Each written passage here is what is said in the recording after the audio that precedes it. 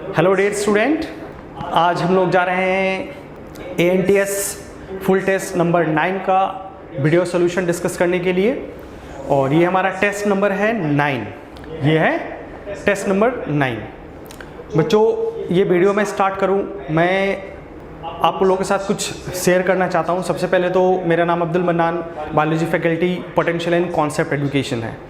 ये चीज़ नहीं शेयर करना, ये उससे भी ज़्यादा इंपॉर्टेंट चीज़ आपसे शेयर करना है। बच्चों, जो नीट 2021 का जो नया पैटर्न पे जो डिस्कशन चल रहा है, उस पर बस थोड़ा सा मैं कहना चाहता हूँ कि आपको फुल सिलेबस पढ़ना है। फुल सिलेबस सेक्शन ए और सेक्शन बी दोनों के लिए मैं बोल रहा हूँ, ठीक है। इस पे ज़्यादा रिसर्च करने की कोई ज़रूरत नहीं है। आपको इन्फॉर्मेशन बुलेटिन में ही सारी चीज़ें लिखी हुई है। अगर आप पेज नंबर 9 इन्फॉर्मेशन बुलेटिन के पेज नंबर 9 पे जाके पढ़ोगे, यहाँ पे टेस्ट फॉर सिलेबस के लिए तो साफ साफ मेंशन किया हुआ है कि जो टेस्ट सिलेबस रहेगा वो अपेंडिक्स 5 में मेंशन किया हुआ है, या ना तो NMC के साइट पे मेंशन। तो NMC के साइट पे तो कुछ मिलने वाला नहीं है, बट अपेंडिक्स 5 आपके उसी बुलेटिन में नीचे जाओगे तो पूरा सिलेबस मेंशन है। तो सेक्शन ए और सेक्शन बी में पहला नंबर एकदम सीधा सीधा बोले बच्चों। इससे पहले जो भी मैंने बोला था वो सब चीज़ें भूल जाओ। अभी फिलहाल में जो बोला उसको एकदम फॉलो करना है। As a potential and concept education के स्टूडेंट हो तो तुमको ये करना है, एकदम क्लियर है। तो सेक्शन ए और सेक्शन ए बी दोनों के लिए फुल सिलेबस पढ़ना है। हाँ, अब रही बात कि सेक्शन ए सेक्शन बी क्यों बनाया गया है, तो सीधा सा उसका जवाब बच्चों, जो जेई का पैटर्न है अभी प्रेजेंट, जो जेई का पैटर्न था उसी पैटर्न को नीट ने भी क्या किया, फॉलो किया है और सेक्शन बी बनाया, जिसमें आपके 5 क्वेश्चन ऑप्शनल रहेंगे। और ये 5 क्वेश्चन और ऑप्शनल सिर्फ इसलिए दिए हुए हैं क्योंकि जो बोर्ड के स्टूडेंट हैं तो उनमें रिड्यूस सिलेबस था, तो उनके साथ किसी तरह का नाइंसाफ़ी ना हो जाए, तो उनको जस्ट कंपनसेट करने के लिए 5 क्वेश्चन एक्स्ट्रा दिए गए हैं। समझ में आ रहा? 5 क्वेश्चन एक्स्ट्रा इसलिए दिया गया है। तो आउट ऑफ 15 10 क्वेश्चंस करना है, लेकिन वो भी क्वेश्चन आपका फुल सिलेबस से ही रहेगा, वहाँ पे भी कोई रिड्यूस्ड सिलेबस नहीं रहेगा। तो सेक्शन ए में भी फुल सिलेबस, सेक्शन बी में भी फुल सिलेबस। ओके, क्लियर है? चलो तो चलो हम लोग अब क्या करते हैं, हम लोग ANTS का ये जो फुल सिलेबस टेस्ट 9 का है उसका जो दिया था उसको हम लोग करते हैं, ठीक है। क्लियर है? तो चलो देखते हैं हम लोग करते हैं। इसमें कोई दिक्कत है यहाँ तक? अगर किसी तरह का दिक्कत है बच्चों तो आप लोग हमारे फैकल्टी से या फिर हमसे आप सीधा कंसल्ट कर सकते हो, ठीक है। और कंसल्ट करके इस पर डिस्कस कर सकते हो, ठीक है ना। कोई डाउट वगैरह नहीं रहेगा इसमें, ठीक है। चलो तो हम लोग ANTS फुल सिलेबस 9 का बॉटनी सेक्शन स्टार्ट करते हैं। तो यहाँ पे बच्चों ये जो टेस्ट है इसमें हम लोगों ने न्यू पैटर्न के बेसिस पे हम लोगों ने क्वेश्चन डिज़ाइन किया हुआ है। तो बॉटनी में टोटल 50 क्वेश्चन है, सेक्शन ए में 35 क्वेश्चन और सेक्शन बी में 15 क्वेश्चंस है। तो टोटल 50 क्वेश्चन, जिसमें सेक्शन बी में आपको सिर्फ 10 क्वेश्चंस करने थे।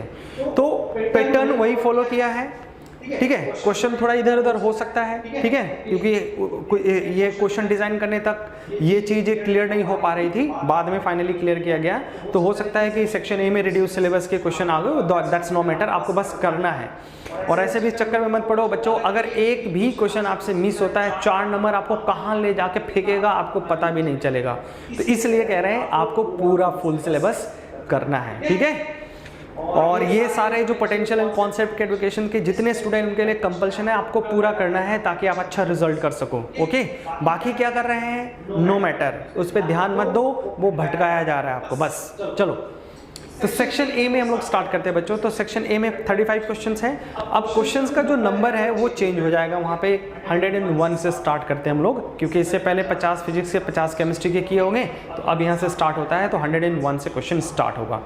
तो 101 का क्वेश्चन बहुत ही सिंपल क्वेश्चन है, बहुत ज़्यादा वो नहीं है, लेकिन फिर भी आगे थोड़ा जाओगे तो थोड़ा टफ मिलेगा। बट ये क्वेश्चन बहुत ही सिंपल है, अगर नहीं पता है तो इसको जान लो। बहुत सिंपल सा क्वेश्चन था, एनर्जी एक्युमुलेटेड इन ATP। तो ATP एडेनोसिन ट्राइफॉस्फेट, तो हमें पता है बच्चों की एनर्जी करेंसी इसको कहते हैं ATP। और अगर ये देखा जाए तो ATP क्या होता है, एक न्यूक्लियोटाइड है। क्या है ये?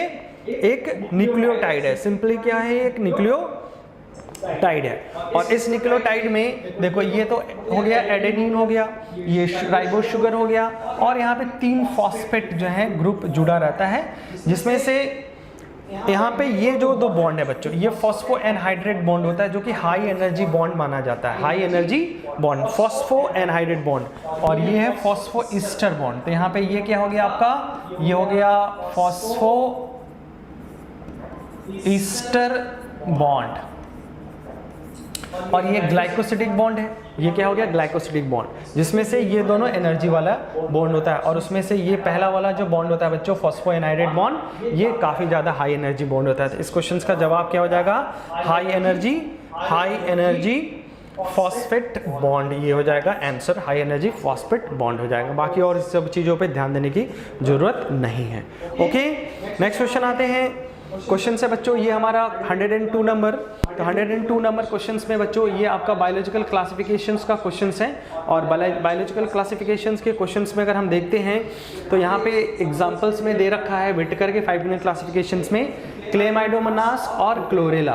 तो क्लेमाइडोमोनास और ये क्लोरेला, ये दोनों जो है that's belong to the kingdom, जिससे ये पहले बिलोंग करता था प्लांट किंगडम से बिलोंग करता था।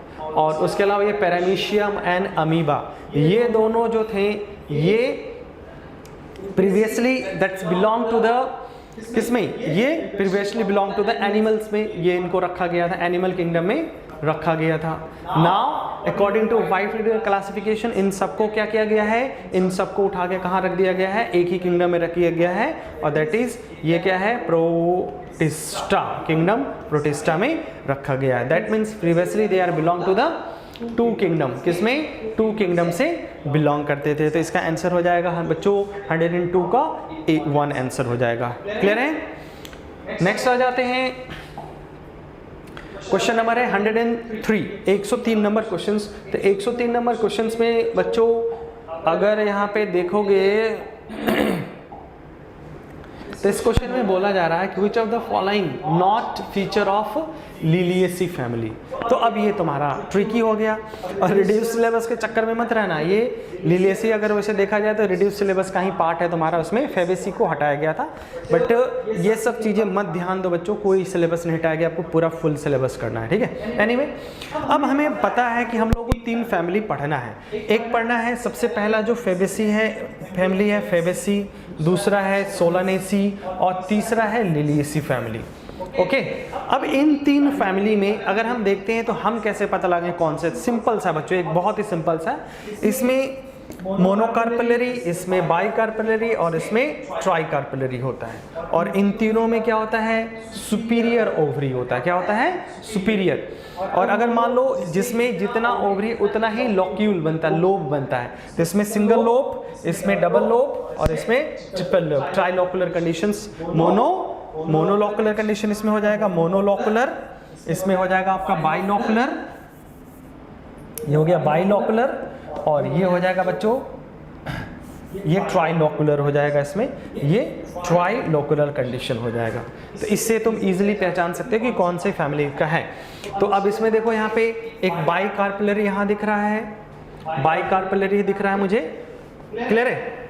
उसके बाद बाइलॉकुलर, ठीक है। तो ये जो बाइकार्पेलरी ये सोलानेसी फैमिली का बिलोंग करता है, लिलिएसी का तो डेफिनेटली नहीं है तुम्हारा, ठीक है। बाकी सुपीरियर ओवरी तीनों में था, बट इन दोनों से हम इजीली पहचान सकते हैं कि ये वाला जो फीचर है लिलिएसी में नहीं होता। बाकी एक बार जस्ट चेक करने के लिए, तो साइमोस इन्फ्लोरेसेंस होता है तुम्हारा लिलिएसी फैमिली में, और उसमें भी स्पेशली अम्बलेटेड क्लस्टर होता है, उसमें स्केफीफेरस स्टेम होता है, और स्टेम्स के ऊपर वाले पोर्शंस में इस तरह से बच्चों यहाँ पे अम्बलेटेड क्लस्टर्स के फॉर्म में यहाँ पे प्रेजेंट होता है। तो ये सही है, बिल्कुल ये स्टेटमेंट सही है, और ये गड़बड़ लिख रहा था, इसको हम लोगों ने होल्ड करके रखा है। Next one, perennation, perennial herbs होता है, बिल्कुल सही। अंडरग्राउंड इसमें बल्ब, कॉर्म एंड राइजोम्स भी मिलता है, ओके। और इसमें जैसे कॉर्म का एक एग्जांपल है ना कोल्चिकम, ठीक है ना, कोल्चिसिन जिससे ऑब्टेन करते हैं कोल्चिकम्स। उसके अलावा बाइसेक्सुअल, एक्टिनोमॉर्फिक, ठीक है ना। तो बाइसेक्सुअल और एक्टिनोमॉर्फिक कंडीशन, तो बाइसेक्सुअल तो सारे फ्लावर यहाँ पे हैं। विद 6 स्टेपल, तो 6 स्टेपल जो होता है ये सोलेनेसिस फैमिली में ये आ जाता है। तो दैट मीन्स सॉरी 6 नहीं, ये वाला जो कंडीशन, ठीक है, इसमें 6 स्टेपल जो होता है ये लिलिएसिस में ही होता है।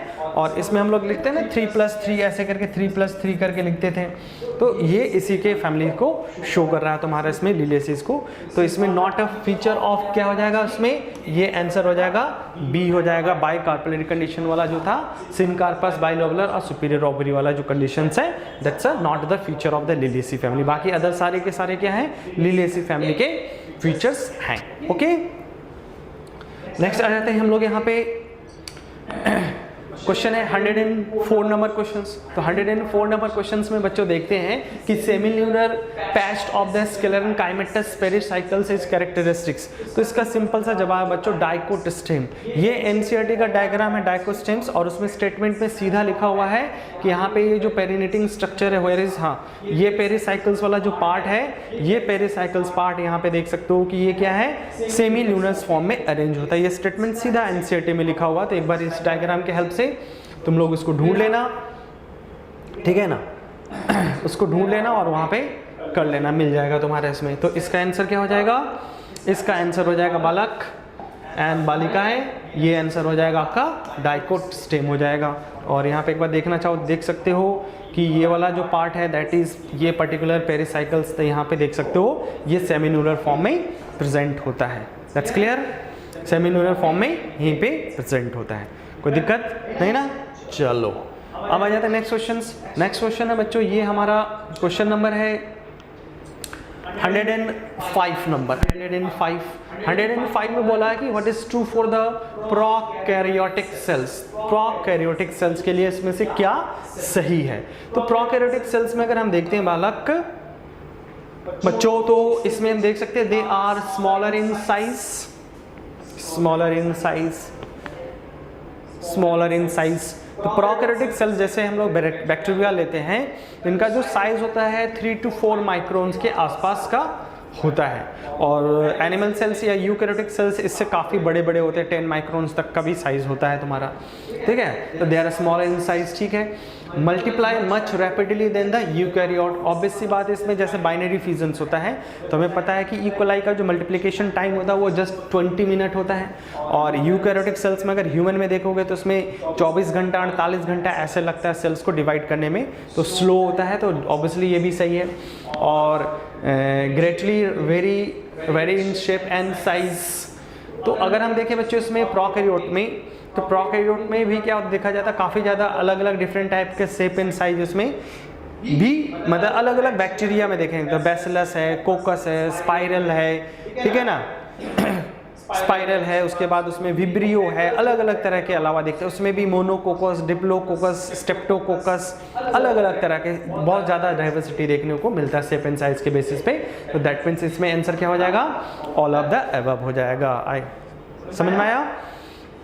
एनीवे चलो बढ़ते हैं हम लोग अगले क्वेश्चंस की तरफ। तो नेक्स्ट क्वेश्चन जो है बच्चों यहाँ पे आपका ये प्लांट किंगडम्स का क्वेश्चन है, और इसमें बोला जा रहा है कि the brown algae is very in colour with from olive green to the various shaded. इसके पीछे रीजंस क्या होता है, तो इसके पीछे जो रीज़न है वो सीधा है रीज़न बच्चों। इसमें कोई भी प्लांट जो होता है वो उसमें कलरेशंस के लिए क्या होता है, कलरेशन के लिए क्लोरोफिल या क्लोरोप्लास्ट होता है, और उसमें किस तरह के पिगमेंट हैं उस पर डिपेंड करता है कि उसमें पिगमेंटेशंस क्या है। तो उसी पिगमेंटेशंस के बेसिस पे हम लोग ये देख सकते हैं, और ये बोलते हैं उसी के बेसिस पे हम लोग क्या बोलते हैं हम लोग यहाँ पे, क्लियर है। तो यहाँ पे पिगमेंटेशंस के बेसिस पे अगर हम देखते हैं तो एक ही पॉइंट में बच्चों दे रखा है पिगमेंटेशन के बारे में, फिकोजेंथिन प्रेजेंट इन देम। और अगर हम देखते हैं भी इसमें तो ब्राउन एल्गे के केसेस में बच्चों इसमें आपका क्लोरोफिल ए सी और फिकोजेंथिन होता है। तो फिकोजेंथिन में देखो क्लोरोफिल ए की वजह से ये क्या हो जाएगा, ग्रीन हो जाएगा, और बाकी फिकोजेंथिन की वजह से ही ऑलिव ग्रीन और या फिर अदर जो भी शेड लेता है तो उस तरह का हो जाएगा तुम्हारा इसमें, क्लियर है। तो दैट मीन्स इसमें आंसर सीधा सीधा सही दे रखा है, फिकोजेंथिन प्रेजेंट इन देम। इस चीज के लिए ये क्या होता है, ये वेरियस शेड्स या कलर को एक्वायर करता है, ठीक है। नेक्स्ट आ जाते हैं, ये क्वेश्चन है बच्चों, ये भी प्लांट किंगडम का क्वेश्चन दिख रहा है, और आई होप ये तुम लोगों ने देख भी लिया होगा कि ये है क्या। एनीवे तो यहाँ पे बोला है कि ये जो डायग्राम दे रखा है उसको आइडेंटिफाई करना है, और इसमें से हमें करेक्टली मैच करके देखना है कि करेक्ट कौन सा है। इसमें से द हेटेरोस्पोरस और फीमेल गेमेटोफाइट्स आर रिटेन। तो इसके लिए देखो बच्चों यहाँ पे आंसर है बी। अब इसको जस्टिफाई करने के लिए मैंने के स्क्रीनशॉट लेके रखा है, ये आपका एनसीईआरटी पेज का ही है। तो यहाँ पे सीधा सीधा देखो, देख सकते हो, megaspores and microspore germinate and give to rise the female in male gametophytes. उसके बाद डेवलपमेंट, देखो यहाँ पे लिखा the female gametophytes in this plant are retain on the parent sporophyte for various period. तो इसमें क्या मेंशन किया, इनकरेक्ट क्या मेंशन किया गया है कि retain on the parent sporophyte till fertilisations. देखो इसमें बहुत अच्छी चीज एक बताने वाले, सुनना ध्यान से। ये जो डायग्राम है किसका है, सेलेजनेला का है। किसका है, सेलेजनेला। तो टेरिडोफाइट्स में, ये टेरिडोफाइट्स है, टेरिडोफाइट्स में कुछ ऐसी प्रॉपर्टीज बना था जिससे ये पता चलता है कि ये आगे चल के सीड फॉर्म करने वाले हैं। क्या बनाने वाले हैं, सीड। तो सीड हैबिटाट के लिए, सीड हैबिट्स के लिए, सॉरी, सीड हैबिट्स के लिए प्लांट्स में कुछ सर्टेन टाइम के मॉडिफिकेशन देखना जरूरी है। अब वो मॉडिफिकेशंस क्या क्या था, तो पहला मॉडिफिकेशन इसमें होना था कि सबसे पहले तो ये हेटेरोस्पोरस हो, हेटेरोस्पोरस। तो हेटेरोस्पोरस का मतलब ये दो तरह के माइक्रो और मेगा स्पोर्स, दो तरह के स्पोर्स बनाए, तो ये बनाता है। दूसरा उसमें यही वाला प्रॉपर्टीज बच्चों की, जो गेमेटोफाइट बनता है, फीमेल गेमेटोफाइट, वो प्लांट बॉडी के साथ ही अटैच रहे, तभी जाके वो आगे करके क्या करेगा, सीड बनेगा। तो ये फर्स्ट स्टेप था सीड हैबिट के लिए। यहाँ पे लिखा देखो, plant with the female gametophyte, this event is precocious to the seed habit conditions. तो सीड बनने के लिए जरूरी है। बाकी यहाँ पे हेटेरोस्पोरस है, बिल्कुल सही दे रखा है, कोई दिक्कत नहीं है। उसके अलावा लीव्स में भी क्या होता है, हेटेरोस्पोरस। देखो अगर लीव दो तरह का होगा तो उसके ऊपर स्पोरेंजिया दो तरह का होगा, माइक्रोस्पोरोफिल, मेगास्पोरोफिल। तो उसमें माइक्रोस्पोर, मेगास्पोर्स का फॉर्मेशन होता है, तो ये भी सही है। और gametophyte required cool, damp and shaded places. तो गेमेटोफाइट टेरिडोफाइट्स में होता है। और इसके पीछे भी बहुत सारे क्वेश्चन बनते हैं ना, जैसे कि टेरिडोफाइट्स ये दुनिया में हर जगह ग्रो नहीं करता, कुछ सर्टेन जगह पे ही ग्रो करता है। तो ऐसे जगह पे ग्रो करेगा जहाँ पे cool, damp and shaded places होता है, वहीं पे ये ग्रो करता है तुम्हारा। ओके, तो इसलिए इसमें आंसर बी सही दे रखा है। आगे बढ़ते हैं। तो नेक्स्ट क्वेश्चन जो है बच्चों, ये आपका मॉर्फोलॉजी इन फ्लावरिंग प्लांट का है। इसको भी पूरा पढ़ना है, कुछ छोड़ना नहीं है। जैसा कि मैंने स्टार्टिंग में बोला है, सिलेबस आपका फुल है, ये जस्ट आपको बहलाया फुसलाया और आपको गुमराह किया जा रहा है। समझ में आ रहा है? तो इस सब चक्कर में मत पढ़ो, पूरा फुल सिलेबस पढ़ना है। ओके, तो मॉर्फोलॉजी में अगर देखते हैं ये क्वेश्चन नंबर 108 का, तो बेसिकली ये एस्टिवेशंस का क्वेश्चन है। किसका है? एस्टिवेशंस का क्वेश्चन है। और इस एस्टिवेशन वाले क्वेश्चंस में बच्चों बोला जा रहा है कि सेपल और petal overlap on another but not any particular directions, in particular direction. जिसमें केशिया एंड गुलमोहर एग्जांपल्स दे रखा है। तो इसमें ये वाला तो वेलवेट हो गया, दूसरा हो गया ट्विस्टेड हो गया, और तीसरा इम्ब्रिकेटेड होता है। तो इसमें एक पर्टिकुलर डायरेक्शन में ओवरलैपिंग नहीं होता है। इसमें एनसीईआरटी में लैंग्वेज में देखो क्या लिखा है, if the margin of sepal और petal overlap one another but not in any particular directions in cassia and gulmohar, then this type of aestivation is called the imbricated aestivation. ये एनसीईआरटी का language है। तो दैट मीन समझ में आ ही चुका होगा कि क्या होने वाला है यहाँ पे। तो आंसर क्या हो जाएगा आपका यहाँ पे, imbricated, that is C is correct answer. C क्या हो जाएगा, करेक्ट आंसर है यहाँ पे। क्लियर है? आगे बढ़ते हैं। तो नेक्स्ट क्वेश्चन है बच्चों 109 नंबर क्वेश्चंस। तो 109 नंबर में यहाँ पे अगर हम देखते हैं, ठीक है, तो 109 में पूछा जा रहा है कि monocotyledon seeds that outer covering of endosperms separated embryo by the proteinaceous layer. तो प्रोटीनियस लेयर में एक ही लेयर यहाँ पे होता है बच्चों, और वो उसको बोला जाता है एलेरियन लेयर। और ये एक तरह का क्या है, एंडोस्पर्म होता है। और यहाँ पे दो तरह के एंडोस्पर्म्स है। देखो ये वाला जो एंडोस्पर्म्स है ना, ये स्टार्च का बना है, स्टार्च ही होता है। बट दैट पर्टिकुलर जो एलेरियन लेयर होता है, ये प्रोटीनियस होता है, प्रोटीन का बना होता है। तो ये प्रोटीनियस लेयर होता है तुम्हारा। कोई दिक्कत है यहाँ तक? तो यहाँ पे आंसर क्या हो जाएगा,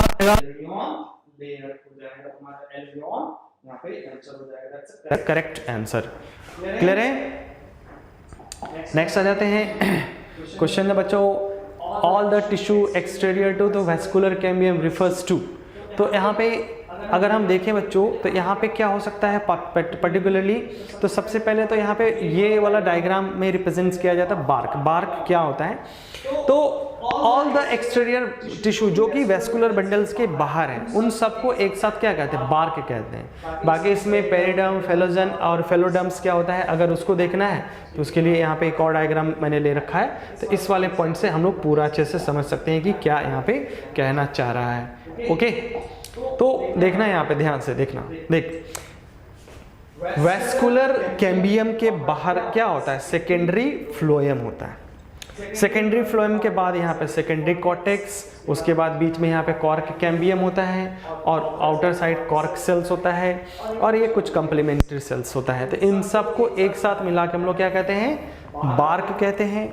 और पर्टिकुलरली इसमें अगर हम आते हैं तो यहाँ पे जो सेकेंडरी कॉर्टेक्स इसको फेलोडर्म्स, कॉर्क कैम्बियम होता है उसको हम बोलते हैं फेलोजन और कॉर्क सेल्स जो होता है उसको फेलम कहते हैं। और फेलम, फेलोजन और फेलोडम्स को मिला के पेरीडम्स कहते हैं। तुम्हारा क्या होता है इसको, दैट्स अ पेरीडम्स, दैट वाला फर्स्ट वाला पार्ट इसमें। तो यहाँ पे आंसर क्या हो जाएगा, यहाँ पे आंसर हो जाएगा बार्क वाला answer is correct. Bark answer is correct हो जाएगा यहाँ पे, ठीक है। नेक्स्ट आ जाते हैं, तो इस क्वेश्चंस में बच्चों यहाँ पे सीधा सीधा देखो, ये आपका सेल बायोलॉजी का क्वेश्चंस है जिसमें प्लाज्मा मेम्ब्रेन वाला पोर्शन स्पेशली आता है। तो 101 में यहाँ पे फिल इन द ब्लैंक्स दिया हुआ है, तो फिल इन द ब्लैंक्स में इसमें आंसर बच्चों डी है। ये स्टेटमेंट सीधा आपको एनसीईआरटी में ही लिखा हुआ, वहीं से मैंने क्वेश्चन उठाया है। तो यहाँ पे quasi nature of lipid enable the lateral movement of protein within the overall bilayer, this ability of movement of the membrane, इसको क्या बोलते हैं हम लोग, फ्लूइडिटी कहते हैं। इसको क्या बोलते हैं हम लोग, फ्लूइडिटी कहते हैं। तो यहाँ पे क्वासी फ्लूइड या क्वासी नेचर ओनली मेंशन कर सकते हो, क्वासी नेचर्स को मेंशन कर सकते हो। और ये इन सब के बेसिस पे क्या शो करता है, ये फ्लूइडिटी को शो करता है। ओके, तो ये क्वासी फ्लूइड जो है, ये वर्ड आपके एनसीईआरटी में यूज किया, पढ़ोगे आपको मिल जाएगा। क्लियर है। और दैट मीन्स यही होगा फ्लूइडिटी। फ्लूइडिटी का मतलब क्या होता है बच्चों, जो प्लाज्मा मेम्ब्रेन है वो फ्लूइडी नेचर का होता है, बाइलेयर होते हुए उसमें प्रोटीन होता है। तो उसमें प्रोटीन और जो लिपिड है इनका किसी न किसी तरह का मूवमेंट होता है, जैसे लेटरल मूवमेंट हो गया या फिर रोटेशन हो गया, फ्लिप फ्लॉप मूवमेंट हो गया। तो ये सब मूवमेंट शो करके क्या करते हैं, ये फ्लूइडिटी को शो करते हैं तुम्हारा। तो यही चीज़ यहाँ पे प्रूफ कर रहा है ये तुम्हारा। क्लियर है। अब आ जाते हैं नेक्स्ट क्वेश्चंस। तो नेक्स्ट जो क्वेश्चन 112 नंबर क्वेश्चंस बच्चों, तो 112 नंबर में क्वेश्चंस में अगर हम देखते हैं यहाँ बोला था components that oxidize during the respiration known as. तो एनसीईआरटी में अगर देखते हैं रेस्पिरेशन में जो सब्सटेंसेस ऑक्सीडाइज होते हैं तो उनको बोलते हैं रेस्पिरेटरी सबस्ट्रेट, बट यहाँ पे ऑप्शन में रेस्पिरेटरी सबस्ट्रेट दिया नहीं है।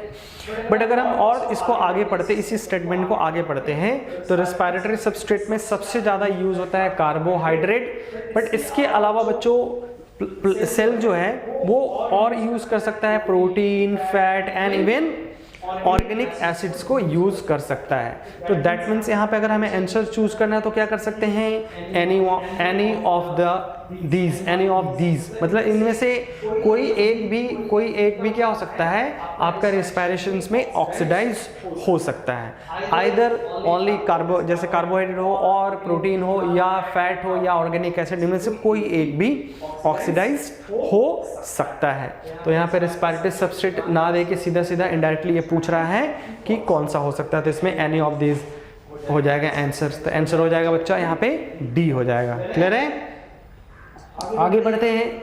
तो अब इसमें जो नेक्स्ट क्वेश्चन है 130 नंबर क्वेश्चन बल्ला। तो 130 में अगर हम देखें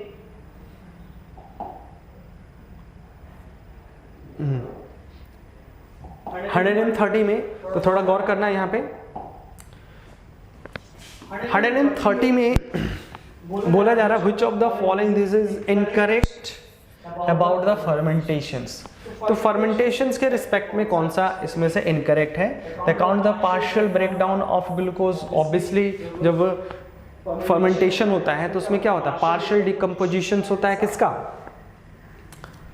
डिग्रेडेशन होता है ग्लूकोज का, ठीक है ना। पार्शियल इसलिए बोला जा रहा है क्योंकि उसमें 2 कार्बन या 3 कार्बन कंपाउंड बनता है, ठीक है। तो 2 कार्बन कंपाउंड्स में जैसे इथेनॉल बन गया, और 3 कार्बन कंपाउंड जैसे इसमें लैक्टिक एसिड बन गया।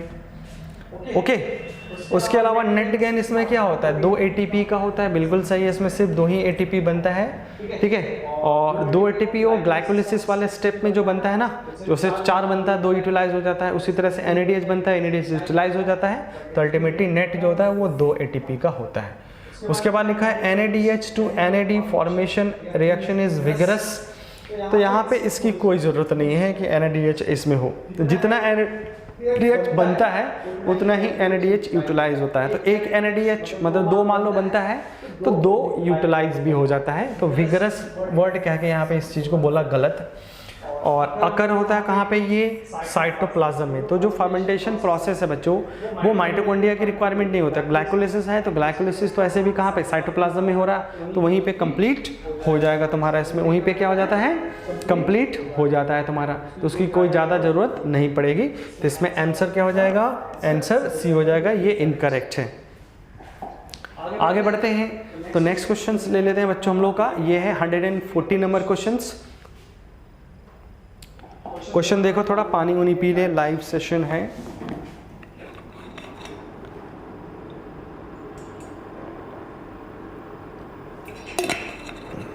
देख लिया। हर क्वेश्चंस पे आपको मेहनत करना है, हर क्वेश्चंस को आपको अच्छे से समझना है, ठीक है। एक एक क्वेश्चंस आपके लिए एग्जामिनेशंस में बहुत मायने रखता है। अपने एक्यूरेसी को बढ़ाओ, अपने एक्यूरेसीज को अच्छे से इम्प्रूव करो, समझ में आ रहा। क्योंकि अब यहाँ पे 200 क्वेश्चन सॉल्व करने हैं आपको 3 घंटे के अंदर में, मतलब 5, 10, 15, 20 मिनट आपका समय बर्बाद होने जा रहा है। तो अब यहाँ पे उन्हीं बच्चों का रैंक अच्छा आ सकता है जो एक्यूरेटली सॉल्व करेंगे, अपने एक्यूरेसी पे वर्क करके रखे हैं, उनके लिए ये एग्ज़ाम अच्छा होने वाला है, ठीक है। और ये जो नेगेटिव मार्किंग है उसको अवॉइड करना है, तो जाके आपको अच्छा नंबर आ सकता है, ठीक है। चलो आगे आ जाए इस क्वेश्चन में। तो इस क्वेश्चन में बोला जा रहा है कि almost 90% of the volume of plant can sell is occupied by the. तो ऑब्वियसली इसमें आंसर क्या हो जाएगा, ये वैक्यूल हो जाएगा। NCERT में अगर जाओगे तो वैक्यूल्स जहाँ पे लिखा वहाँ पे साफ साफ लिखा हुआ है, in the plant cells the vacuum occupy the 90% of the volume of the cells। तो यहाँ पे भी प्लांट एनिमल सेल्स में यहाँ पे देखो साफ साफ प्लांट सेल्स मेंशन किया ही है। एनिमल सेल्स में वैक्यूल्स क्या होता है, स्मॉल होता है या एब्सेंट होता है, ऐसा कहते हैं हम लोग। यह छोटा हो सकता है या नहीं भी हो सकता है, क्लियर है। तो वो डिपेंड करेगा सिचुएशन के हिसाब से। तो प्लांट सेल्स है तो उसमें 99% काफ़ी बड़ा सा इसमें वॉल्यूम होता है, क्लियर है। नेक्स्ट आ जाते हैं क्वेश्चन है। तो mitotic prophase is characterized by. तो माइटोटिक प्रोफेज की बात करें तो माइटोटिक प्रोफेज जो बच्चों, तो माइटोसिस में prophase, metaphase, anaphase, telophase 4 phase होता है। अब हम प्रोफेज कैसे जाने, तो प्रोफेज में बच्चों क्रोमोसोम कंडेंस होता है, उसके बाद न्यूक्लियोप्लाज्म साइटोप्लाज्म मिक्स होता है न्यूक्लियर मेम्ब्रेन डिसअपीयर होने की वजह से। बट यहाँ पे ऐसा कोई चीज़ नहीं लिखा हुआ, यहाँ पे सब क्रोमेटिन से लेके चल रहे हैं, क्रोमेटिन के हिसाब से सोचना है। तो क्रोमेटिन के हिसाब से हम भी सोचते हैं। चलो यहाँ बोला है the presence of only one chromatid in each chromosomes. मतलब ये बोला है कि इस तरह से एक ही क्रोमेटिड होगा, 2 क्रोमेटिड यहाँ पे नहीं होगा, ऐसा बोल रहा है। तो क्रोमोसोम कंडेंस हो रहा है तुम्हारा इसमें, तो इससे ये नहीं चीज़ क्लियर हो रहा। अभी तो जस्ट कंडेंसेशन होता है और क्रोमेटिड अभी बना भी नहीं, अभी जस्ट क्रोमेटिन फाइबर्स क्या हो रहा है, कंडेंस हो रहा है तुम्हारा। Initiation of assemblage of mitotic spindle. तो जो स्पिंडल प्रोटीन जो फॉर्म्ड हो गया था तुम्हारा किसमें, एस फेज या उससे पहले वाले फेज में, तो अब ये क्या होता है, असेंबल होकर स्पिंडल फाइबर फॉर्म होता है, ये हो सकता है। और देख लेते हैं, attachment of spindle fibre to the kinetochore of the chromosomes. ये कब होगा बच्चों, ये होगा आपका मेटा फेज में, ठीक है। तो ये गलत हो गया। उसके बाद पोलरवार्ड मूवमेंट ऑफ द क्रोमोसोम्स। तो क्रोमोसोम पोल की तरफ कब मूव करता है, ये मूव करता है एना फेज में, तो ये भी गलत हो गया। आंसर इसमें क्या होगा आपका बी ही आंसर इसमें करेक्ट है, तो आंसर बी हो जाएगा। That's clear. नेक्स्ट आते हैं क्वेश्चन है बच्चों, ये हमारा 100 क्वेश्चन है 160। Exchange of genetic material between the two homologous chromosomes. तो ये वाला पोर्शन बच्चों याद अपना कब होता है?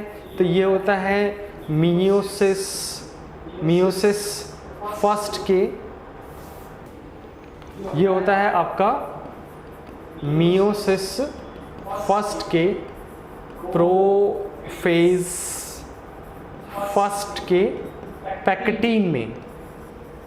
पैकेटीन फेज में होता है तुम्हारा। ओके, पैकेटीन फेज में ये होता है। क्लियर है? अब यहाँ पे ऑप्शन में देखते हैं तो क्या बोला है कि अकर इन रिडक्शनल फेज, मतलब मियोसिस, ठीक ही बोला, मियोसिस में रिडक्शनल फेज बोलते हैं, और मियोसिस ठीक है। Lead in to the recombinations of genetic material, तो जेनेटिक मटेरियल का रिकॉम्बिनेशन मतलब इसमें जेनेटिक एक्सचेंज होता है, जीन एक्सचेंज होता है, जेनेटिक ठीक ही लिखा है।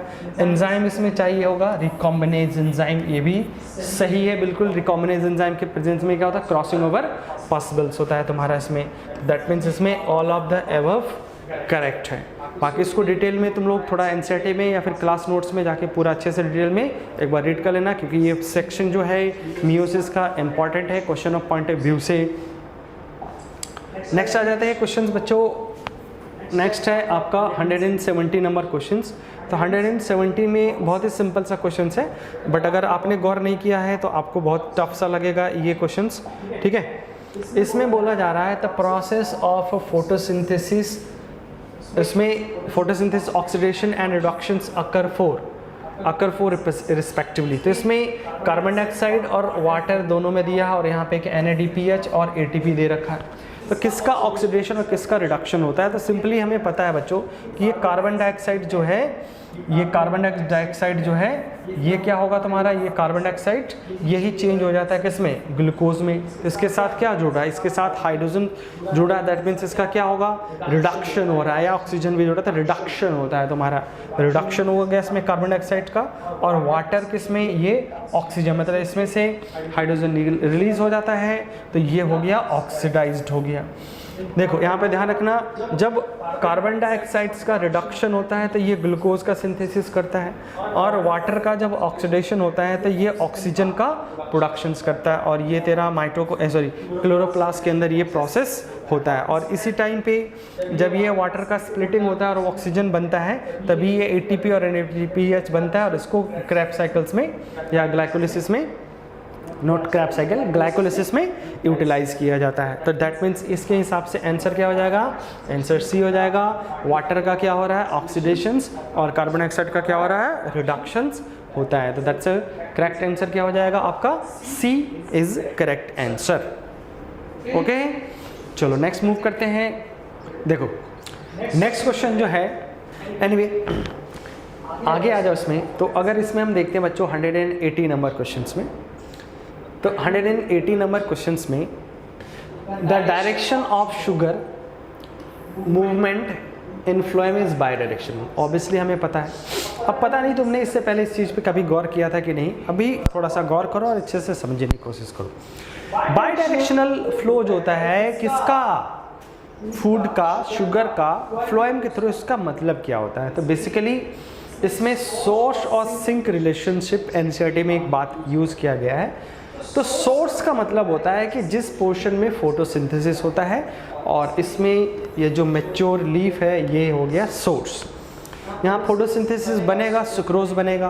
अब सुक्रोज आइदर ट्रांसपोर्ट होके कहाँ पे? सिंक में चला जाए। तो सिंक यहाँ पे दो चीज़ है, एक तो जैसे रूट हो गया, यहाँ पे भी सिंक हो गया रूट, या जो यंग लीव्स है, फ्लावर, फ्रूट है, तो ये सब के सब क्या है? यहाँ पे कलर से रिप्रेजेंट किया गया है। तो ये जो हल्का पिंकिश कलर दिख रहा है ये सब सिंक है। सिंक का मतलब हो गया कि सोर्स जहाँ पे फूड का सिंथेसिस हो रहा है, वहाँ से जो फूड आएगा तो उसको यूटिलाइज कौन करता है? यूज कहाँ होता है, या फिर स्टोर भी कहाँ होता है? तो जो सिंक है तो एक तरह से कह सकते हो यहाँ पे क्या हो रहा होगा? स्टोरेज हो रहा होगा।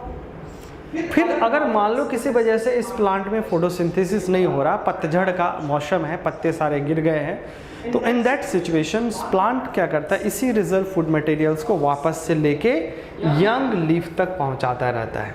तो अब जो सिंक था वो बन गया सोर्स, ठीक है, और जो सोर्स था वो बन गया सिंक। तो इस तरह से बाई डायरेक्शनल फ्लो होता रहता है, मूवमेंट होता रहता है। तो ये हो गया। अब इसमें हमें देखना है कि इसके हिसाब से आंसर क्या हो सकता है तुम्हारा इसमें। तो इसमें एक एक करके देखते हैं। तो बाई डायरेक्शनल किस बेसिस पे एक्सप्लेन कर सकते हैं वो हमें बताना है। तो सोर्स एंड सिंक जो है रिलेशनशिप क्या आता है, इज वेरिएबल। ऑब्वियसली बात है, बिल्कुल सही है, ये वेरिएबल है। बट अब ये आंसर है कि नहीं, इस पे हमें चेक करना होगा। Sugar is transported in bulk from sucrose to sink to down to the turgor pressure। ये तो जस्ट फ्लो के बारे में बात है, ठीक है, लेकिन ये हो सकता नहीं होगा। Sugar leading to energy dependent process, इससे भी कोई चीज़ क्लियर नहीं हो रहा। और sugar transportation is not a purely physical process, not a purely physical process, क्योंकि यहाँ पे ऐसा नहीं कि सिर्फ शुगर बना ट्रांसपोर्ट हो रहा है, उसका क्या हो रहा है, कन्वर्जन भी हो रहा है। ग्लूकोज बन रहा है, ग्लूकोज से सुक्रोज बन रहा है, सुक्रोज आके स्टोर होगा स्टार्च के फॉर्म में। तो दैट मीन्स केमिकल रिएक्शंस भी इन्वॉल्व है। तो ये तो नहीं इसको सपोर्ट कर रहा है, तो पहला ही वाला आंसर सही है। इसमें क्या होता है, सोर्स और सिंक रिलेशनशिप वेरी करता है, इस वजह से हमेशा जो फ्लो होता है सोर्स से सिंक की तरफ होता है। तो अब ये सोर्स बन गया और ये सिंक बन गया, तो इस वजह से इसमें उल्टा भी फ्लो हो सकता है। तो इसलिए बाई डायरेक्शनल फ्लो कहते हैं हम लोग, ये हो सकता है। क्लियर है, आगे बढ़ते हैं। तो ये क्वेश्चन है बच्चों 190 नंबर क्वेश्चंस का, सिंपल है क्वेश्चन, ज़्यादा कोई वो नहीं है। अब इसमें देख सकते हो कि यहाँ पे बोला जा रहा है आपसे कि प्रोकैरियोट में, जैसे कि यहाँ पे एग्जांपल भी दे रखा है, cyanobacteria blue green algae capable of nitrogen fixation specialised cells called the heterocyst also have show. तो ये बच्चों जो ये हेटेरोसिस्ट एनसीईआरटी में दे रखा और इसके अराउंड ये म्यूसिलेजिनस शीट प्रेजेंट होता है। तो इस हेटेरोसिस्ट में नाइट्रोजन फिक्सेशंस का जो फिनोमेना है वो होता है, नाइट्रोजन फिक्सेशंस प्रोसेस होगा। अब आगे इसको अगर हम देखें, थोड़ा बहुत गौर करते हैं कि नाइट्रोजन फिक्सेशन वाला प्रोसेस की बात करें, तो अब इसमें और क्या ऑप्शन हो सकता है। तो chlorophyll a similar to green plant, ठीक है, ग्रीन प्लांट्स। तो इस केसेस में बच्चों हम देख सकते हैं कि chlorophyll a similar to the green plant, इसमें क्लोरोफिल ए जो है यहाँ पे similar to the green plant की तरह नहीं होता है। कहने का मतलब कि ग्रीन प्लांट में यहाँ पे PS1 और PS2 दो सिस्टम होता है, लेकिन जहाँ ऑक्सीजन इन्वॉल्व होना है वहाँ पे PS2 चाहिए। तो PS2 हेटेरोसिस्ट में नहीं होता है, तो ये जस्ट लाइक ग्रीन प्लांट की तरह नहीं हुआ, सिमिलर नहीं हुआ। तो यही एक आंसर हो सकता है ना। एक मिनट रुक जाओ। Prokaryotic organism like the cyanobacteria capable nitrogen fixation supplies also having the नहीं ये आंसर नहीं होगा ना। अच्छा, एनॉक्सी, ये तो ठीक है, एनॉक्सी फोटोसिंथेसिस ऑक्सीजन इवॉल्व नहीं होता है। Colonial filamentous multi cellular organism, तो नाइट्रोजन फिक्सेशंस में ये फिलामेंटस होता है ना कि कॉलोनियल मल्टी सेलुलर। और केमोऑटोट्रॉप्स तो है ही इसमें। Also have. तो 190 में यहाँ पे कुछ गड़बड़ क्या है, क्वेश्चन थोड़ा ठीक से समझना पड़ेगा हम लोग को। 119 में chlorophyll a similar to the green plant, okay. देखो ये ऑनऑक्सी ऑल्सो हैव क्लोरोफिल ए, तो क्लोरोफिल ए ठीक है, यहाँ पे PS1 PS2 जो मैं बोला थोड़ा, वो तो क्लोरोफिल ए तो दोनों में होगा। तो क्लोरोफिल ए जो होता है सिमिलर है प्लांट की तरह, ठीक है, मतलब ये सही हो सकता है। एनॉक्सी फोटोसिंथेसिस, तो हेटेरोसिस में एनॉक्सी फोटोसिंथेसिस होता है, ये भी सही है, एनॉक्सी फोटोसिंथेसिस। उसके अलावा कॉलोनियल फिलामेंटस मल्टीसेलुलर ऑर्गेनिज्म, ये नहीं होगा। केमोऑटोट्रॉप्स, ये फोटोट्रॉप्स, ये भी नहीं होगा। एनॉक्सी फोटोसिंथेसिस, तो बेसिकली यहाँ पे हेटेरोसिस बच्चों एक ऐसा स्ट्रक्चर हो गया कि यहाँ पे क्लोरोफिल तो है, और अगर फोटोसिंथेसिस होगा भी तो ये एनॉक्सी फोटोसिंथेसिस। तो अब फंस गए हम लोग यहाँ पे ना, इन दोनों में, दोनों मतलब ठीक है, ये भी सही है, एनॉक्सी फोटोसिंथेसिस होता है, ये भी सही है। अब हमें इन दोनों में से कोई एक चीज़ चूज करना है। तो अब यहाँ पे जैसे लिखा है स्पेशलाइज्ड सेल्स हैव, तो हैव से हम थोड़ा सा, या शो से भी हम ये अंदाज़ा लगा सकते हैं कि यहाँ पे क्लोरोफिल ए जो होता है सिमिलर होता है इसमें ग्रीन प्लांट्स के तरह होता है। तो इन दोनों में से ज़्यादा एक्यूरेट जो लग रहा है वो है आपका ए हो सकता है। तो इसमें से हमें क्या चूज़ करना पड़ेगा, क्लोरोफिल ए को चूज़ करना पड़ेगा। दैट मीन्स सेक्शन ए जो ऑप्शन नंबर ए है वो चूज़ करना पड़ेगा। ठीक है, एनीवे थोड़ा सा ये और डिस्कस कर लेना तुम लोग, इसमें और क्लियर हो जाएगा तुम लोगों का अगर ये इसमें डाउट है तो। चलो आगे बढ़ते हैं नेक्स्ट क्वेश्चन की तरफ। तो नेक्स्ट क्वेश्चन में आते हैं हम लोग। तो नेक्स्ट क्वेश्चन जो है बच्चों ये 120 नंबर है। तो 120 में बोला जा रहा है क्वेश्चंस में कि एक सेकंड रुक जाओ, पेन थोड़ा लेके आ जाते हैं। 120 में बोला जा रहा है कि the boundary of this kingdom is not well defined. तो 5 फिनल क्लासिफिकेशंस में अगर हम देखें बच्चों तो जो बाउंड्री है प्रोटिस्टा का वेल डिफाइंड नहीं होता है। ठीक है ना, member of these kingdom primarily aquatic in nature's above the statement is, बिल्कुल सही। तो इसमें सीधा आंसर हो गया प्रोटिस्टा।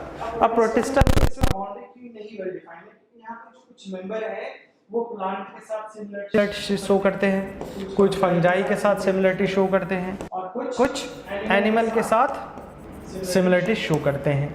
जैसे प्लांट के साथ तो फोटोसिंथेटिक जितने भी प्रोटिस्ट है फोटोसिंथेटिक प्रोटिस्ट। फंगस में जैसे स्लाइम मोल्ड हो गया, और एनिमल्स में जैसे प्रोटोजोआ हो गया तुम्हारा, प्रोटोजोआ अमीबा जो होता है, तो ये सब इसके जैसा। तो यहाँ पे बाउंड्री बहुत ज़्यादा वेल डिफाइन नहीं होता है। आंसर इसमें हो जाएगा प्रोटिस्टा ही आंसर सही है। ठीक है, आगे बढ़ते हैं। तो नेक्स्ट क्वेश्चन आ जाते हैं। क्वेश्चन नंबर है 121। तो 121 में बोला जा रहा है बच्चों कि photo respiration does not occur in C4 plant. अब ऐसा क्या है इसकी C4 प्लांट में फोटो रेस्पिरेशन नहीं होता है। तो हमने पढ़ा है बच्चों कि फोटो रेस्पिरेशन से बचने के लिए प्लांट के में क्या होता है, इसमें क्रांज एनाटॉमी होता है, और क्रांज एनाटॉमी में आउटर साइड होता है मेसोफिल सेल, और अंदर के साइड होता है आपका, यहाँ पे होता है बंडल शीट सेल्स। तो सबसे पहले कार्बन डाइऑक्साइड जब आता है तो कार्बन डाइऑक्साइड का फिक्सेशन जो है वो कौन करता है, तो ये PEP पेप्केज एंजाइम करता है। ठीक है, तो MSC में पेप्केज, और पेप्केज में 6 होने के बाद ये 3 कार्बन कंपाउंड बनाता है और ये मूव कर जाता है किसमें, बंडल शीट सेल्स में। और बंडल शीट सेल्स में कैल्विन साइकिल चलता है, और यहाँ पे रूबिस्को होता है जो कार्बन को फाइनली फिक्स कर देता है, ग्लूकोज के फॉर्म में फिक्स कर देता है तुम्हारा इसमें। ओके, और ये जो बंडल शीट ये थिक होता है, और यहाँ तक मतलब जो भी ऑक्सीजन बनता है तो ऑक्सीजन यहाँ से रिलीज होने वाला नहीं है, तो या फिर यहाँ पे जो ऑक्सीजन बनता है उसको रिलीज होने वाला नहीं, तो स्टेलाइजेशन है। तो फोटो रेस्पिरेशंस करना है तो उसके लिए ये पेप्केज एंजाइम एक मतलब स्ट्रॉन्ग कार्बन डाइऑक्साइड फिक्सेशन होता है, और इसको ऑक्सीजन से कोई फ़र्क नहीं पड़ने वाला है, बट इसको पड़ने वाला है, फ़र्क पड़ने वाला है।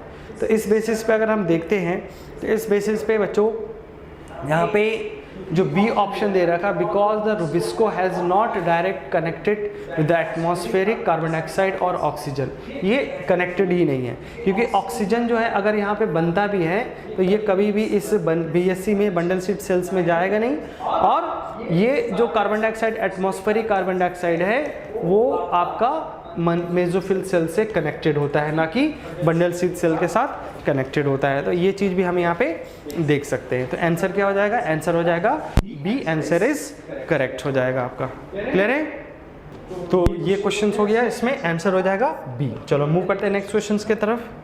तो नेक्स्ट क्वेश्चन से बच्चों 122 नंबर।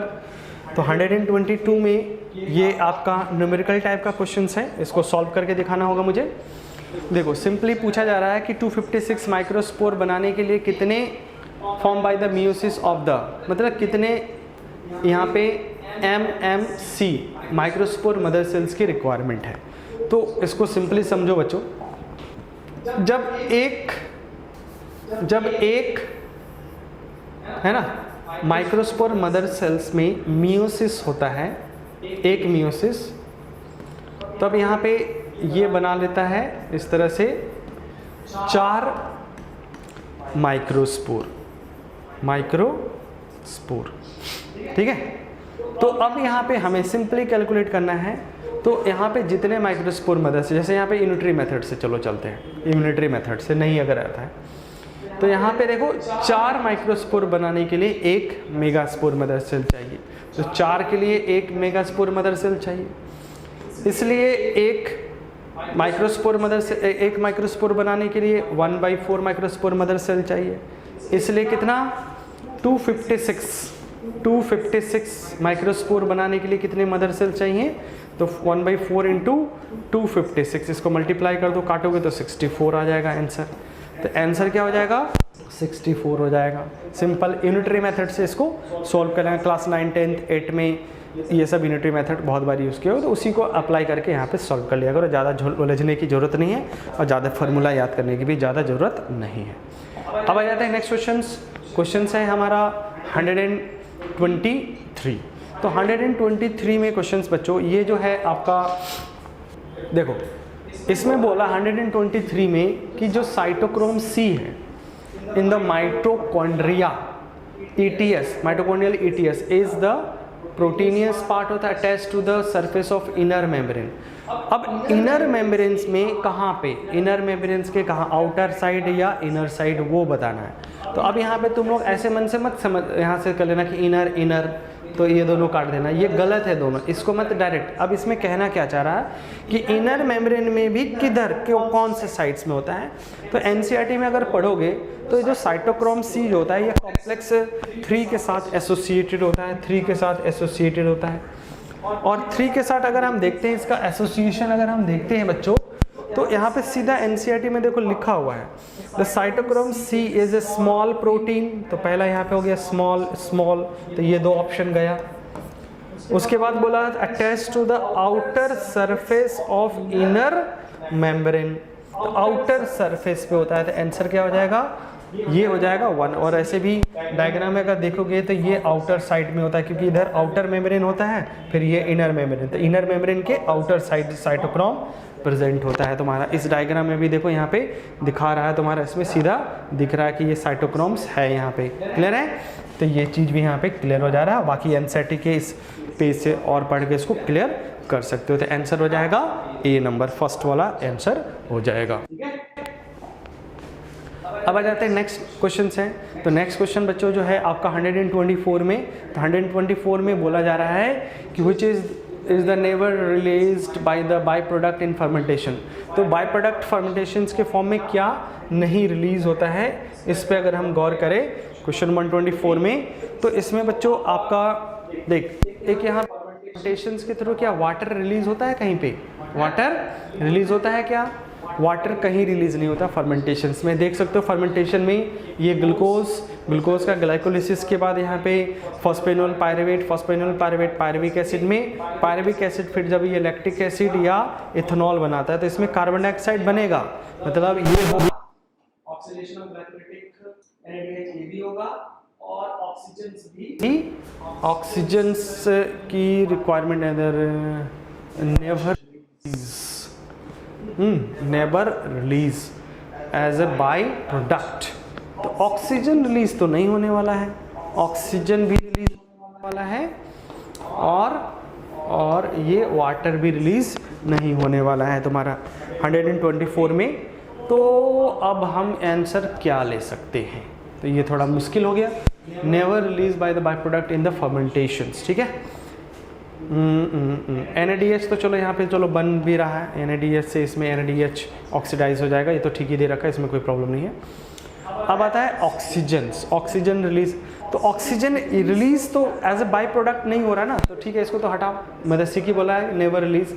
और फॉर्मेशन, ओके, यहाँ बोला फॉर्मेशन ऑफ वाटर, तो ये तो नेवर रिलीज हो गया, या फॉर्मेशन ऑफ वाटर, यही क्या बोला इसमें, ये इनकरेक्ट है तुम्हारा इसमें, ठीक है ना, कि वाटर का फॉर्मेशन यहाँ पे तो नहीं है, फोटोसिंथेसिस वाले प्रोसेस में होता है, यहाँ पे नहीं होता है तुम्हारा, ठीक है। अच्छा, फिर भी थोड़ा सा मुझे डाउट लग रहा है, थोड़ा सोच लेने दो, या तुम लोग भी थोड़ा हेल्प करना। बाई प्रोडक्ट्स के फॉर्म में तो फॉर्मेशन ऑफ वाटर, ऑक्सीजन का यूटिलाइजेशन होता है, बाई प्रोडक्ट के फॉर्म में तो बनना नहीं है। चलो आंसर एकदम बिल्कुल सही है बच्चों, ये ए हो जाएगा तुम्हारा, ठीक है। ए हो जाएगा। ए इसलिए हो जाएगा क्योंकि यहाँ पे never release as a by product, तो ऑक्सीजन तो ऐसे भी यूटिलाइज नहीं होने वाला और प्रोडक्ट के फॉर्म में बनता नहीं, यूटिलाइजेशन होता है या नहीं होता है वो तो अलग चीज़ हो गया।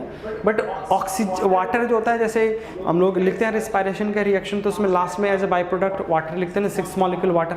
बट इस केसेस में फर्मेंटेशन में ये बाई प्रोडक्ट के फॉर्म में नहीं बनता है, तो आंसर ए हो जाएगा, दैट्स करेक्ट। नेक्स्ट आते हैं, हाँ देखो सही है। नेक्स्ट आ जाते हैं क्वेश्चन है 125। ओके, तो 125 में यहाँ पे ध्यान रखना है क्या बोला, पहले क्वेश्चन देखते हैं। Particulates matter in air can be remove most effectively by the use of. तो पार्टिकुलेट्स मैटर, एनवायरमेंटल इशू का क्वेश्चन, पार्टिकुलेट्स मैटर्स को रिमूव करने के लिए 2 मेथड आपके एनसीईआरटी में मेंशन किए गए हैं, एक तो स्क्रबर्स और दूसरा इलेक्ट्रोस्टैटिक प्रेसिपिटेटर। अब इन दोनों में से, बाकी इसमें कैटालिटिक कन्वर्टर तो ये फॉस्फेट एंड सल्फेट कंटेंट्स को मिनिमाइज करता है, और ये इरोनॉम थ्रू इसी से रिलेटेड है, सल्फर एंड फॉस्फेट कंटेंट को मिनिमाइज करने के लिए एनफोर्समेंट में, मतलब डीजल पेट्रोल में जो रिलीज होता है उस चीज़ से। तो अब यहाँ पे हमें चूज़ क्या करना है, स्क्रबर्स या इलेक्ट्रोस्टैटिक प्रेसिपिटेटर। तो सबसे ज़्यादा एफिशिएंट कौन है, तो एनसीईआरटी में साफ साफ लिखा बच्चों कि electrostatic precipitator is more efficient होता है तुम्हारा, तो इसमें आंसर हो जाएगा सी। ओके, ना मूव करते हैं नेक्स्ट क्वेश्चन की तरफ है। तो 26 नंबर में बोला कि एंथेसिस मीन्स, तो एंथेसिस का सिंपल सा मीनिंग होता है बच्चों, फ्लावर के ओपनिंग्स को कहते हैं एंथेसिस। तो क्लस्ट्रोगेमी और चेस्मोगेमिस फ्लावर में वहाँ पे वर्ड एंथेसिस तो नहीं यूज़ किया है, बट ओपनिंग एंड क्लोजनिंग को रिप्रेजेंट करना है, तो फ्लावर के ओपनिंग को ही बोलते हैं एंथेसिस। तो इसमें आंसर हो जाएगा सी, आंसर इज करेक्ट। बाकी आ जाओ नेक्स्ट क्वेश्चन है। क्वेश्चन है आपका 127। तो 127 में बोला which of the following tissues given the tensile strength against the bending is swing by the. तो देखो जो स्केलेरेट्स होता है ये मैकेनिकल सपोर्ट होता है, पैरेन्काइमा जो होता है ये स्टोरेज टिश्यू होता है। अब बच गया कॉलेनकाइमा।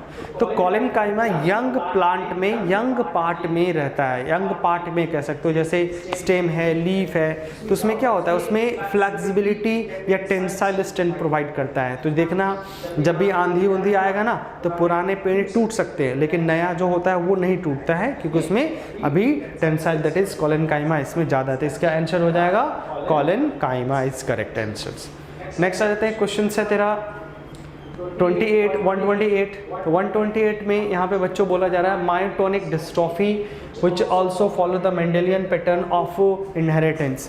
तो मेंडेलियंस इनहेरिटेंस करके एनसीईआरटी में डिजीज़ में आपको डिटेल में ये सारे दे रखा, मायोटोनिक डिस्ट्रॉफी, डिटेल नहीं मतलब नाम मेंशन किया हुआ है। तो अगर नाम मेंशन किया तो इट्स योर ड्यूटी कि आपको पता करना है कि ये किस तरह का डिजीज़ है। तो अगर अभी तक नहीं पता है तो भाई अपने एनसीईआरटी में लिख लेना कि ऑटोजोमल डोमिनेंट होता है, ऑटोजोमल डोमिनेंट। तो इस क्वेश्चन का आंसर हो जाएगा 128 का autosomal dominant, that is D is correct answer. आगे आ जाते हैं, ये पेज नंबर 134 पे एनसीईआरटी में मिल भी जाएगा आपको। नेक्स्ट क्वेश्चन है बच्चों, ये है आपका 129। तो 129 में अगर हम देखते हैं 129 में तो यहाँ बोल रहा है कि in anther wall the layer responsible for the protection and help in dehiscence of the anther release the pollen shake। तो इसमें कौन सा ऐसा पार्ट है जो पॉलन शेक को रिलीज करने के लिए रिस्पॉन्सिबल होता है। तो बच्चों अगर एंथर वॉल में अगर हम देखते हैं सबसे पहले तो सबसे बाहर हमें क्या मिलता है, एपिडर्मिस। फिर उसके बाद उसके नीचे जब आएंगे तो हमको क्या मिलेगा, एंडोथीसियम। फिर उसके बाद हमें 3rd नंबर पे मिलता है मिडिल लेयर जो कि मल्टी लेयर होता है, 3-4 लेयर हो सकता है। और उसके नीचे सबसे नीचे मिलता है टैपेटम। तो टैपेटम को छोड़ दो तो ये जो तीनों लेयर होते हैं, इन तीनों लेयर का जब ये एंथर मैच्योर होता है तो यही वाला लेयर यहाँ से रिलीज होना स्टार्ट हो जाते हैं, रिलीज आउट होना स्टार्ट होंगे। तो पॉलन किस पॉइंट से रिलीज होता है, इस पर्टिकुलर पॉइंट से रिलीज होता है। तो that means these 3 layer going to form the dressing surface, split होता है जहां से एंथर उस पोर्शन को बनाता है। इसमें आंसर क्या होगा, epidermis, endothecium and middle layer responsible for the formation of dehiscence of anther and release of pollens. तो आंसर इसमें डी आंसर करेक्ट हो जाएगा। ठीक है, नेक्स्ट आ जाते हैं, क्वेश्चन है आपका 130। तो 130 नंबर में बच्चों अगर हम देखें यहाँ पे, ठीक है, तो 130 में आपका रॉन्ग टाइप ऑफ पॉलन अगर क्या कर गया, लैंड हो गया स्टिग्मा पे, तो पिस्टल इसको क्या करता है, रिजेक्ट करता है। ठीक है, मतलब पॉलन पिस्टल इंटरेक्शंस में पिस्टल्स क्या करेगा, रॉन्ग टाइप पॉलेंस को, मतलब किसी दूसरे स्पीसीज के पॉलेंस को क्या करता है, रिजेक्ट करेगा। तो अब रिजेक्ट करने के लिए इसमें कैसे क्षमता कैसे आता है, तो बच्चों यहाँ पे देखो, preventing the pollen grain germination ये तो नहीं कर सकता है, but inhibiting the pollen tube growth in style एक, और इनहिबिटिंग द माइटोसिस इन, अच्छा सॉरी, इन जर्मिनेशन ये तो नहीं होगा। मतलब हो सकता है कि शायद अगर 3 सेल स्टेज में है तो ऑलरेडी ये तेरा जर्मिनेटिव सेल डिवाइडेड हो गया, तो इसको डिवाइड करने देगा।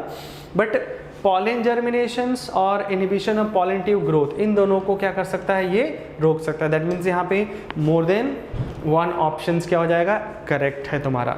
तो मतलब पिस्टल्स क्या कर सकता है, पॉलन ग्रेन्स को जर्मिनेट ना करने दे एक, और दूसरा अगर मान लो जर्मिनेट कर गया था, पॉलन ट्यूब ग्रो कर रहा है, तो उसको क्या करेगा, उसको इनहिबिट करता है, स्लो कर देता है, या फिर पूरा का पूरा कंप्लीटली ब्लॉक कर देगा तुम्हारा। तो आंसर क्या हो जाएगा इसमें, आंसर हो जाएगा आपका इसमें बी आंसर हो जाएगा। क्लियर है यहाँ तक? चलो नेक्स्ट आ जाते हैं हम लोग, यहाँ पे देखते हैं बच्चों 131 नंबर क्वेश्चंस। तो क्वेश्चन 31 ये जेनेटिक्स का क्वेश्चन है बच्चों। तो इसमें हमें पूछा जा रहा है कि जैसे यहाँ पे 3 एलीलिक पेयर दिया हुआ है, तो 3 एलीलिक पेयर बेसिकली क्या इंडिकेट कर रहा है, ये इंडिकेट कर रहा है number of heterozygous conditions. That is यहाँ पे n कितना है, 3, और हेटेरोजाइगस कंडीशंस का मतलब जैसे ये capital A small a, capital B small b, capital D small d, इस तरह से ये 3 हेटेरोजाइगस कंडीशन है। अब इसके बेसिस पे क्या करना है ना हम लोगों को, इसके बेसिस पे हमें निकालना है यहाँ पे कि ये जो अगर हम इसका क्या करते हैं, सेल्फिंग करते हैं, तो कितने तरह के फिनोटाइप पॉसिबल हैं। फिनोटाइप, तो फिनोटाइप कैलकुलेट करने के लिए एक फॉर्मूला होता है, फिनोटाइप निकालने के लिए फॉर्मूला होता है 2 to the power n, और यहाँ पे 2 to the power 2 रखेंगे, सॉरी 2 नहीं 3 रखना है ना, 3 है ना, 3 आया है, तो 2 to the power 3 रखेंगे तो ये आ जाएगा 8 आ जाएगा। दैट मीन्स यहाँ पे पॉसिबल फिनोटाइप कितने हैं, वो है आपके 8। तो आंसर क्या हो जाएगा, यहाँ पे आंसर हो जाएगा 8 हो जाएगा। क्लियर है यहाँ तक? चलो नेक्स्ट क्वेश्चन की तरफ। क्वेश्चन है आपका 132। तो इसमें बोला है कि the entire collection of plant seed having the diverse allele of all the gene in A given crop is called, इसको हम कहते हैं जर्म प्लाज्म कलेक्शंस। बच्चों ये जो क्वेश्चंस है, ये क्वेश्चंस है आपका स्ट्रैटेजी एनहांसमेंट्स जो चैप्टर है उसका क्वेश्चंस है प्लांट ब्रीडिंग से रिलेटेड। तो प्लांट ब्रीडिंग जो ट्रेडिशनल प्लांट ब्रीडिंग होता है उसमें ट्रेडिशनली जो सबसे पहला स्टेप होता है उसमें जर्म प्लाज्म कलेक्शन होता है। तो जीन बैंक हो या जर्म प्लाज्म जहाँ पे कलेक्ट कर सकते हैं, वहाँ पे प्लांट्स के जितने भी पॉसिबल जीन उनको इकट्ठा किया जाता है, वो चाहे सीड के फॉर्म में या प्लांट के फॉर्म में, लीफ के फॉर्म में, जिस फॉर्म में करना है। तो इस प्रोसेस को हम कहते हैं collection of gene plasm collections कहते हैं। और इस पर्टिकुलरली जो सम टोटल है जितने भी जीन एलील हो सकते हैं उनको हम कहते हैं जर्म प्लाज्म कहते हैं, और उसी को जर्म प्लाज्म कलेक्शन कहा जाता है। क्लियर है? तो आंसर इस केस में कितना हो जाएगा, बी आंसर हो जाएगा। ठीक है, अब आ जाते हैं नेक्स्ट क्वेश्चन है। तो नेक्स्ट क्वेश्चन बच्चों क्वेश्चन 133 में यहाँ पे क्वेश्चन जो है बेस्ट जो क्वेश्चन है बच्चों, ये आपका यहाँ बोला एडाप्टर मॉलिक्यूल्स के रिस्पेक्ट में, यहाँ पे ये सारे पॉइंट्स जो हैं वो करेक्ट हैं। किसके रिस्पेक्ट में यहाँ पे करेक्ट है, वो चीज़ हमको देखना है। ठीक है, तो अब यहाँ पे सिंपली बच्चों अगर हम adapter molecules, that is adapter molecules का मतलब हो गया ये ट्रांसफर आरएनए है, आरएनए। तो ट्रांसफर आरएनए को अगर देखते हैं कि क्या चीज़ है, कैसे निकालते हैं, तो एनीवे तो ट्रांसफर आरएनए का ये क्लोवर लीफ स्ट्रक्चर होता है बच्चों, और ये जो है ना ये 2D नहीं 3D नहीं, ये 2D मॉडल है, 2D मॉडल। तो ये स्टेटमेंट गलत हो गया, पहले ही पता चल गया।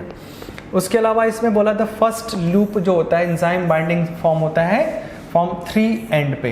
तो ये फर्स्ट लूप है, ये सेकेंड लूप है, और ये थर्ड लूप है। ठीक है, तो जो फर्स्ट लूप हमें दिख रहा है, ये फर्स्ट लूप जो है वो 5 प्राइम एंड पे होता है, ना कि 3 प्राइम पे। तो ये भी गलत हो गया। उसके अलावा ये जो अमीनो एसिड अटैचमेंट साइट जो होता है वो 3 प्राइम एंड पे अटैच्ड होता है। ये जो हमें दिख रहा है ना, ये अमीनो एसिड है, ये अमीनो एसिड्स है।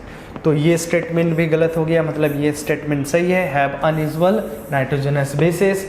तो अनयूजुअल नाइट्रोजनस बेसिस में अगर हम देखें बच्चों तो होता है डी, तो DHU बोलते हैं डाईहाइड्रोक्सी यूरेडिन्स, साई, देखो यहाँ पे साई है, 2-3 जगह पे साई साई दिखेगा यहाँ पे देखो, तो दैट्स अनयूजुअल बेसिस। और यहाँ पे डी दिख रहा है, ये डी दिख रहा है, तो अनयूजुअल बेसिस होता है। तो यहाँ पे साई मतलब हो गया सीडोयूरेडिन्स, और आई हो गया इनोसिन्स जो होता है उसको हम लोग कहते हैं, इनोसिन्स को हम लोग कहते हैं। क्लियर है? तो ये क्या हो जाएगा हमारा, ये हो जाएगा answer b is correct. Move करते हैं नेक्स्ट क्वेश्चंस की तरफ। तो नेक्स्ट क्वेश्चंस में बच्चों ये है क्वेश्चन 134। तो 134 का जो सोल्यूशन है बच्चों, अगर हम उसको थोड़ा और बारीकी से समझने की कोशिश करें तो इसमें बोला है कि transcription and translation coupled in case of prokaryote because, तो आउट ऑफ दीज इसमें से हमें रीजन बताना है। तो अब इसका क्या मतलब होता है कि ये दोनों कपल्ड है, ट्रांसक्रिप्शन एंड ट्रांसलेशन जो है वो coupled, what do you mean that? इसका मतलब होता है बच्चों कि अगर हम एक प्रोकैरियोटिक सेल्स लेके चलते हैं तो इस प्रोकैरियोटिक सेल्स में साइटोप्लाज्म ही होता है, न्यूक्लियस तो होता है नहीं, तो न्यूक्लियोप्लाज्म में कोई डिफरेंशिएशन नहीं है।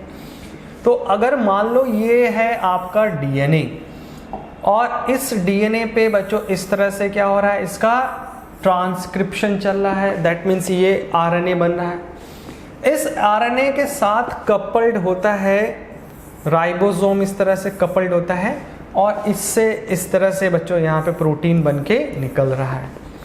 तो ट्रांसक्रिप्शन और ये ट्रांसलेशन दोनों एक साथ हो रहा है। क्यों? क्योंकि यहाँ पे दोनों का जो साइट है, site for transcription and translation is not separated, same है, नॉट सेपरेटेड, सेपरेटेड नहीं है, एक ही जगह पे है, इसलिए होता है प्रॉपरली। तो यहाँ पे यही रीज़न दे रखा है, मतलब इसके हिसाब से अगर चलते हैं तो, और बाकी ऐसा कुछ यहाँ पे ऐसा रीज़न नहीं है। और अदर रीजंस में बच्चों हम लोग बोल सकते हैं कि अगर मान लो कि पहले ट्रांसक्रिप्शन और ट्रांसलेशन होता है, तो in the case of prokaryote के केसेस में जैसे ही ये ट्रांसक्रिप्शन कंप्लीट होगा, जो एमआरएनए बनेगा, तो एमआरएनए जो है ध्यान में रखना है कि वो साइटोप्लाज्म में रहेगा, और साइटोप्लाज्म में different type of enzyme present होते हैं, वो इसको डाइजेस्ट कर देंगे। तो जो एमआरएनए वो डिस्ट्रॉय हो उससे पहले यहाँ पे ट्रांसक्रिप्शन से ट्रांसलेशन तुरंत कर लेना होता है, इसलिए कि ट्रांसलेशन चल रहा है, उससे चल रहा कंप्लीट हो उससे पहले ट्रांसलेशन भी स्टार्ट हो चुका है। तो ट्रांसक्रिप्शन और ट्रांसलेशन दोनों साथ में चलता रहता है और दोनों ही एक साथ कंप्लीट हो जाता है तुम्हारा इसमें। क्लियर है? तो इस वजह से यहाँ पे ये आंसर सही लग रहा है। ओके, नेक्स्ट क्वेश्चन में आ जाते हैं। क्वेश्चन है 135 नंबर। तो 135 में बच्चों यहाँ पे बोल रहा है आपका कि प्रमोटर जो है in a transcriptional unit is located eight.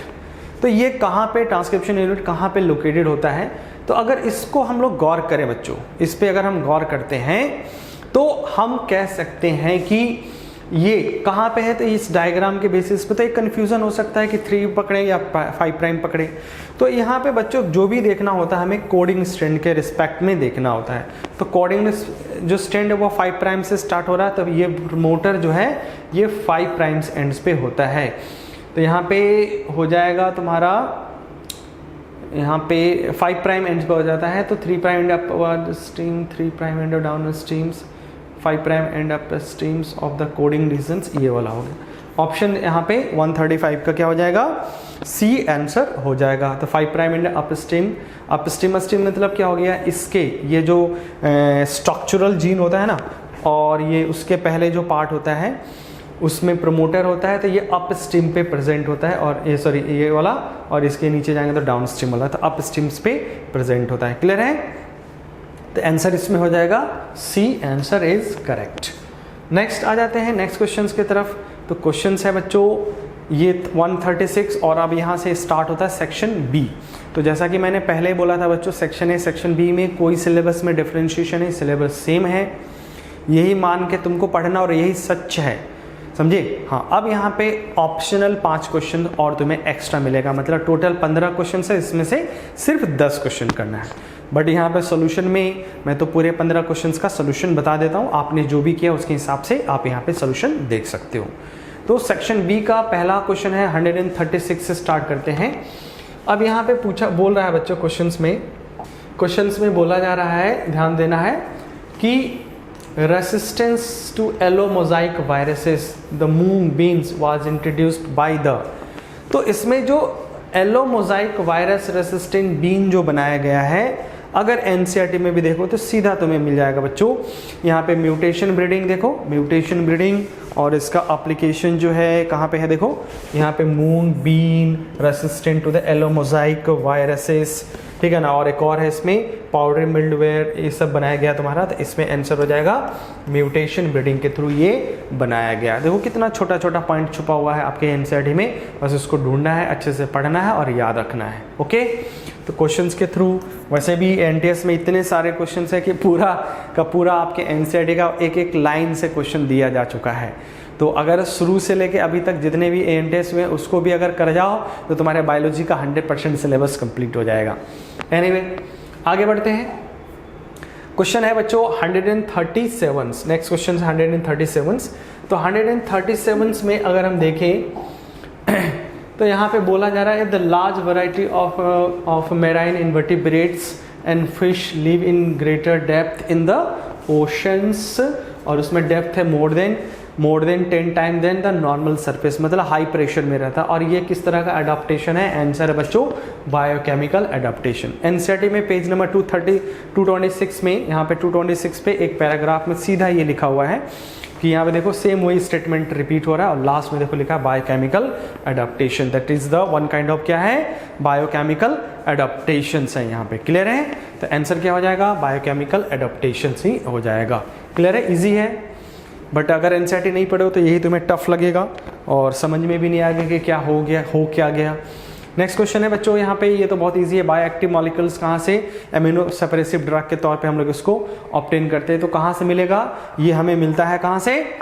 ये मिलेगा ट्राइकोडर्मा पॉलीस्पर्मम्स होता है। तो ये सिंपल सा एग्जांपल, इसका आंसर हो जाएगा डी हो जाएगा। नेक्स्ट क्वेश्चन में आ जाते हैं 139 सॉरी।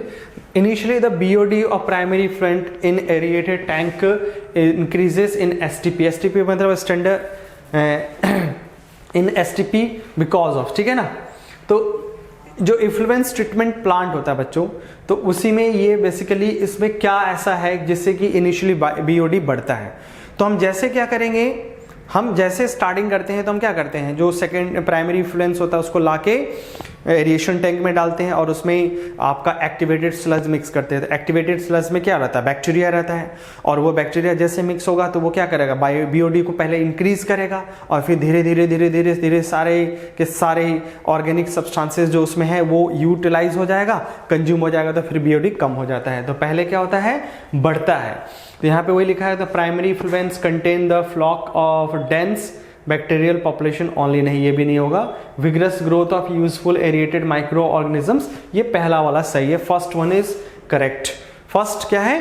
करेक्ट, मतलब इसमें आंसर हो जाएगा फर्स्ट वन। तो विग्रस ग्रोथ मतलब जैसे ही क्या कहते हैं एक्टिवेटेड स्लज मिलाते हैं हम एरिएशन टैंक में और उसके साथ जो प्राइमरी इफ्लुएंस है उसको मिक्स करके, तो बैक्टीरियल ग्रोथ बहुत तेजी से विग्रसली होता है।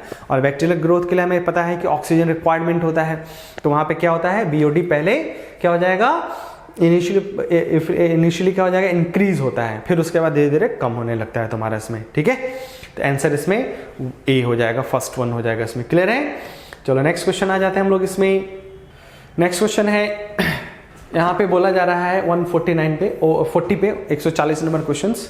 The organism that can not maintain the constant internal environment with the ambient environment factor like the temperature known as conformer does not evolve because of the regular। anyway देखो यहाँ पर सुनो, मैं इस क्वेश्चन को easily समझा देता हूँ। देखो दो तरह के ऑर्गेनिज्म होते हैं, एक होता है रेगुलेटर, एक होता है कन्फर्मर। तो रेगुलेटर क्या होता है कि एक्सटर्नल एनवायरनमेंट चाहे जैसा रहे, मतलब चेंज हो रहा है, लेकिन इंटरनल एनवायरनमेंट इसका क्या रहता है? कांस्टेंट रहता है, ठीक है। क्या रहता है? कांस्टेंट रहता है। तो इस कंडीशंस में हम क्या कहते हैं इसको बच्चों? इसको बोलते हैं हम लोग रेगुलेटर। बट अगर मान लो जैसे जैसे एक्सटर्नल एनवायरनमेंट चेंज हो रहा है वैसे वैसे इंटरनल एनवायरनमेंट अगर चेंज होता है, इसको बोलते हैं कन्फर्मर। तो बेसिकली जो कन्फर्मर है वो रेगुलेटर में क्यों नहीं चेंज हो गए, ऐसा बोला जा रहा है कि ना कन्फर्मर did not evolve become regulator because, क्यों नहीं हुआ? तो सिंपल सा बच्चों यहाँ पे दो चीज है कि ये एक प्रोसेस ऐसा है कि जिसमें आपको कंटिन्यूसली एनर्जी खर्च करना पड़ेगा, और इन कोर्स ऑफ इवोल्यूशन सिस्टम ऐसा बना है कि ऑर्गेनिज्म मैक्सिमम एनर्जी को अपने बॉडी में सेव करना चाहता है, बचाना चाहता है। इसलिए जो मैक्सिमम कन्फर्मर है वो एनर्जी को खर्च ना करे, इसलिए वो कन्फर्मर ही रहेंगे। रेगुलेटर अगर होंगे तो कंटिन्यूसली एनर्जी एक्सपेंड करना पड़ेगा, तो एनर्जी एक्सपेंडिंग प्रोसेस हो। तो यहाँ पे है ना, जो थर्मो रेगुलेटर क्या होता है, energetic expensive for many organisms. The cost benefit of maintaining a constant internal environment are taken into the consideration during the course of evolution। तो ये दोनों पॉइंट सही है, दैट इज इसमें क्या हो जाएगा, more than one option is correct. Okay, I hope आपको ये समझ में आ गया होगा, अच्छा क्वेश्चन है। नेक्स्ट आते हैं, क्वेश्चन है 141।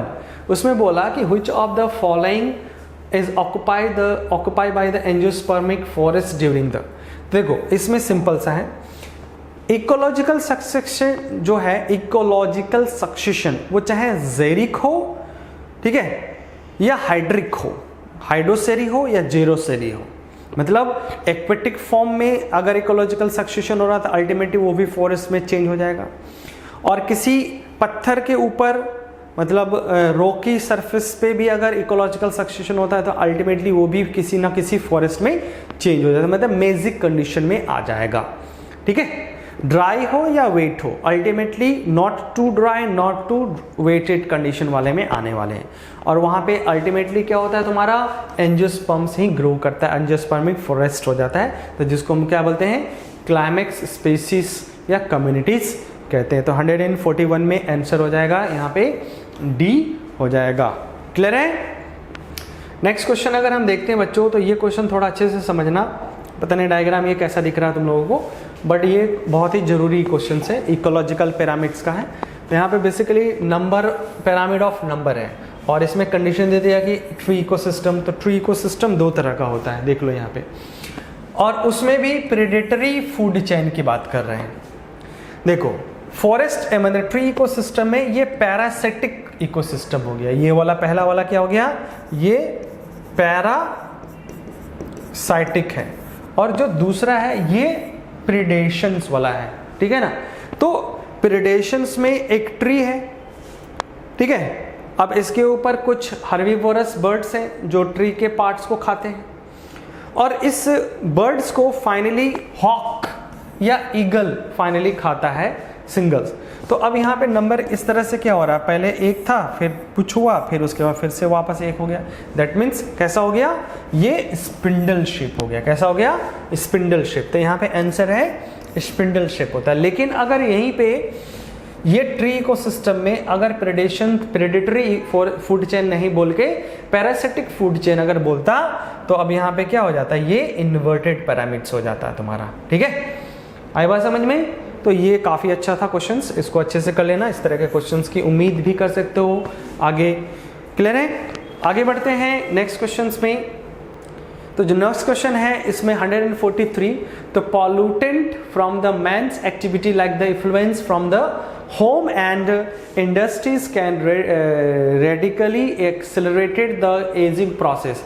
तो एक्सेलरेट द एजिंग प्रोसेस, तो एजिंग ऑफ द लैक को क्या करते हैं हम लोग, इसको बोलते हैं यूट्रोफिफिकेशंस। और अगर मान लो क्या हो गया, उसमें ह्यूमन का रोल हो गया, योगदान हो जाता है, तो उसको बोलते हैं कल्चर्ड यूट्रोफिफिकेशन।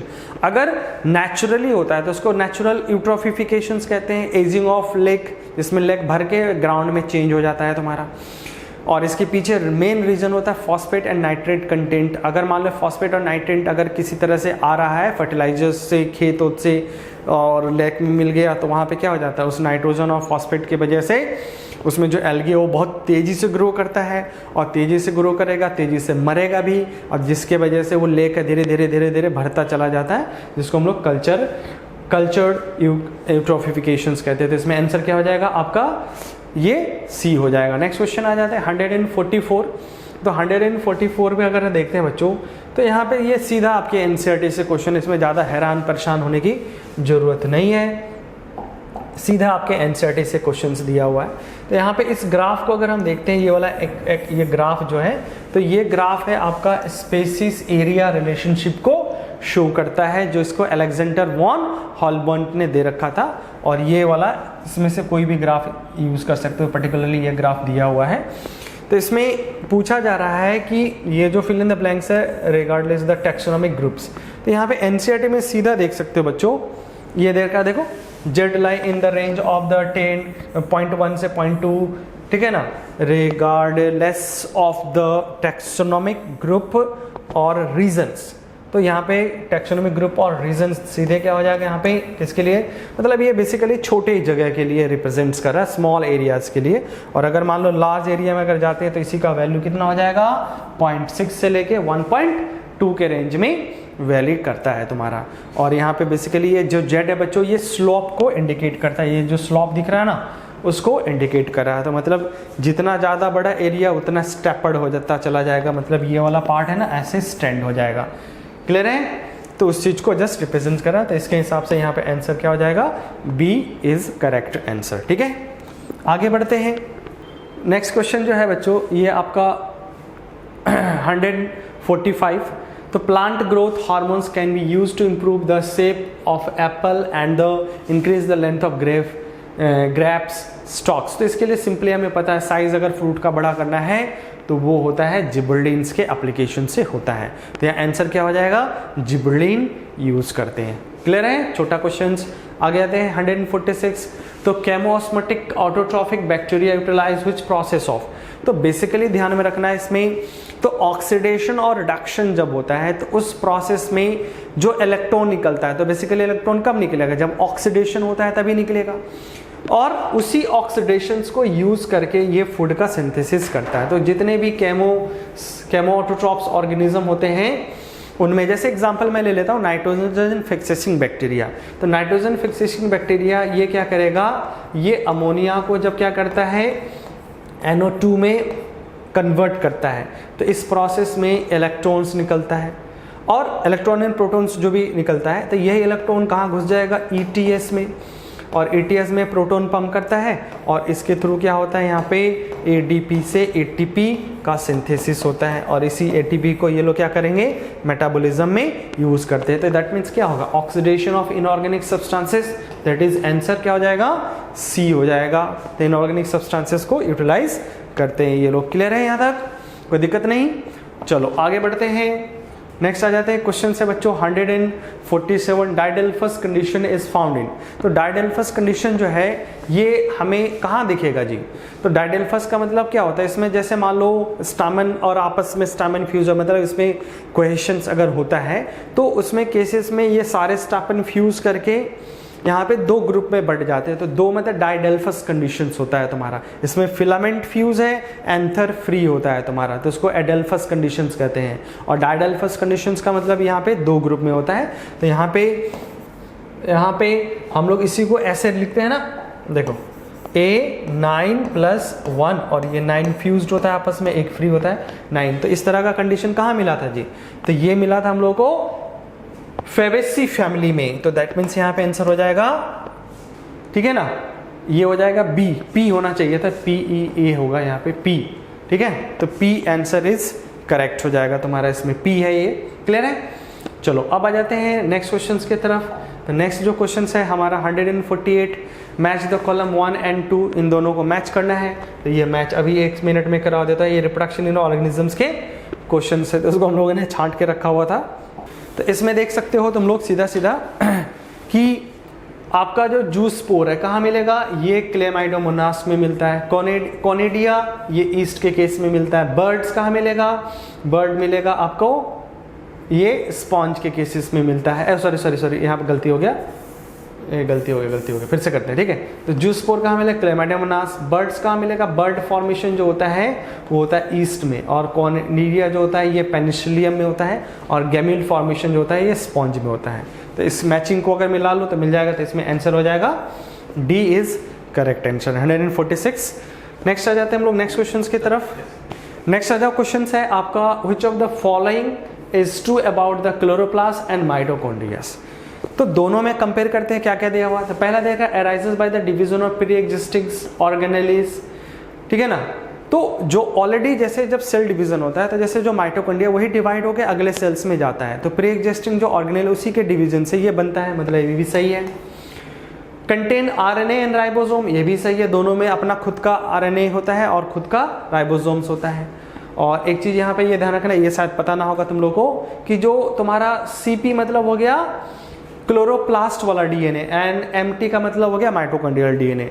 तो chloroplast DNA much bigger than the mitochondrial DNA, mitochondrial DNA से बड़ा होता है, तो ये भी सही है। और they are endosymbiotically in eukaryotic cells, तो यही जो क्लोरोप्लास्ट वगैरह जो है ना, ये एंडोसिम्बायोटिक एसोसिएशन को शो करता है। मतलब ये आपका क्लोरोप्लास्ट और माइटोकॉन्ड्रिया, मतलब ये पहले क्या थे, समवाट समझते हो कि बैक्टीरिया थे, और वो बैक्टीरिया क्या हो गया, यूकैरियोट में घुस गया और उसी के अंदर वो सिम्बायोटिक एसोसिएशंस में लाइफ टाइम के लिए रह गया, तो उसी का ऑर्गेनेलिज बन गया। तो इसका ओरिजिन क्या होता है, एंडोसिम्बायोटिक को शो करता है। तो इस हिसाब से यहाँ पे सारे के सारे स्टेटमेंट सही है, तो ए बी सी डी सब सही है, तो आंसर हो जाएगा डी, आंसर हो जाएगा।